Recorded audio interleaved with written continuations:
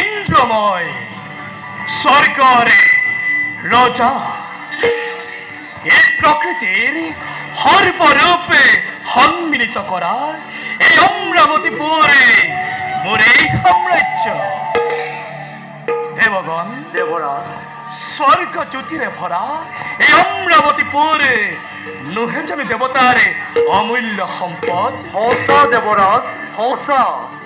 কিন্তু দেবগণ দেবরাজ দেবর্ষি নারদে আহি দীঘল বাতৰি আৰু মাত্ৰ কিছুদিনৰ পাছতে এই পৃথিৱীত এক মহাপ্ৰলয়ৰ আৰম্ভণি হ'ব।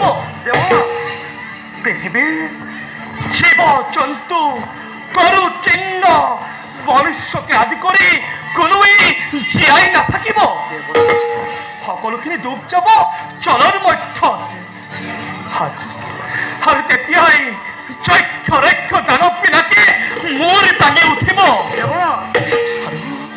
আৰু সেই দানৱবিলাকে আমাৰ স্বৰ্গপুৰ আক্ৰমণ কৰিব পাৰে।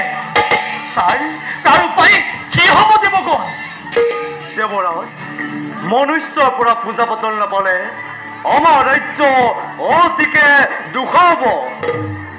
যদি এই পৃথিৱীত যাগ যজ্ঞ পূজা পাতল একোৱেই নাথাকে তেতিয়া দৈত্য দানৱবোৰে এফালৰ পৰা মূৰ দাঙি উঠিব। মনুষ্যৰ পৰা পূজা পাতল লোপটো আমাৰ বাবে একেবাৰে দুৰ্ভাগ্যৰ কথা। পৃথিৱীত যদি যাগ যজ্ঞ পূজা অৰ্চনা একোৱেই নহয় তেন্তে পৃথিৱীত অধৰ্মই চাৰি ধৰিব।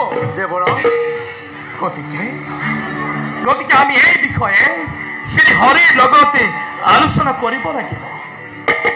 যদিহে আমি আৰু উপকাৰ নাপাওঁ তেন্তে আমাৰ স্বৰ্গ ৰাজ্য বিপদৰে ভৰি পৰিব।